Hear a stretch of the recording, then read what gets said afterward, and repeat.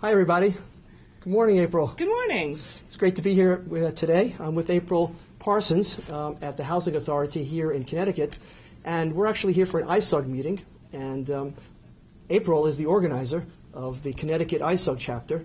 ISUG is the International Site-Based Users Group, and specifically, we're here for the PowerBuilder Users Group. That's correct. April is a longtime PowerBuilder developer. We first met way back sometime in I would say the late 90s, would you say? Yes. Something like that, yeah. Yep. Where was that?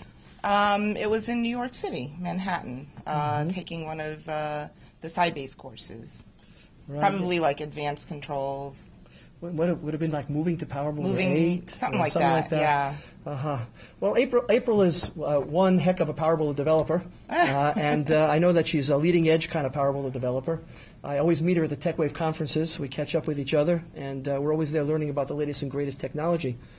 What really brought me here today and what I wanted to chat with April about is that I'm inspired by April because she puts forth the extra effort to lead the PowerBuilder developer community here in Connecticut. And April, what inspired you to do that? Well, it's actually really interesting because I've been using PowerBuilder since version 2.0, so that was back in 1992. And those were the days when PowerBuilder was just, gaining steam and the user group communities were being formed. And I was really involved with the Connecticut PowerBuilder User Group, which was a chapter of PUNY, the PowerBuilder User Group of New England.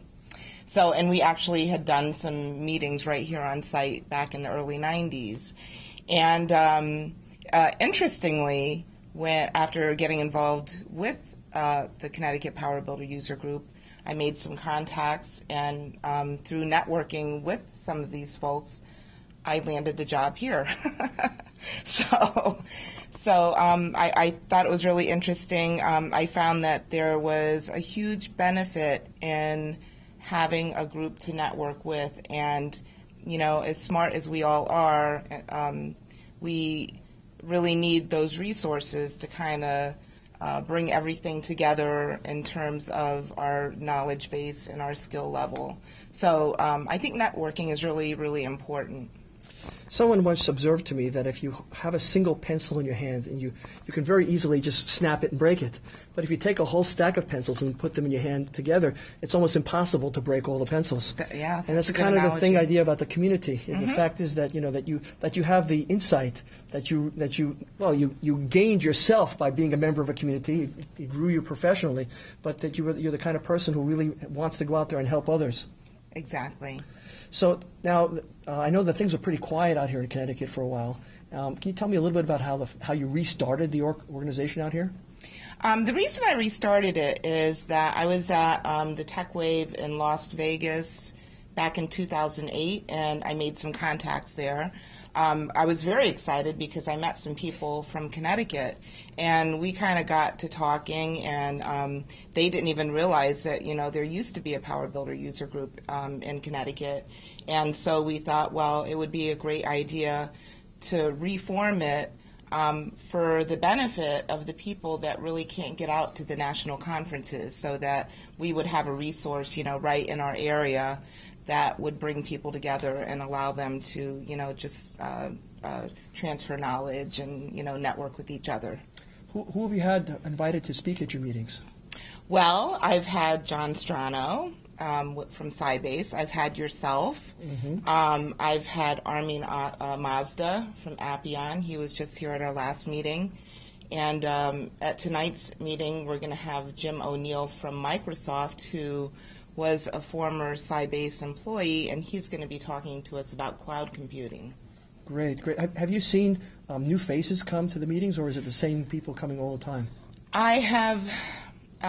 This will be our fourth meeting. Mm-hmm. I've seen a very steady membership, but every now and then we'll see, someone new trickle in. We're working at trying to expand the network so that more people will be enticed to come. So, we're just kind of playing around with the times and maybe playing around with the locations just to try to find a meeting place and a time that would work well in a broader area. Right. I know that this meeting that was going to be held this evening in your office was a challenge to get together. It was. Yeah. Tell me about that. How did you feel about that? What happened?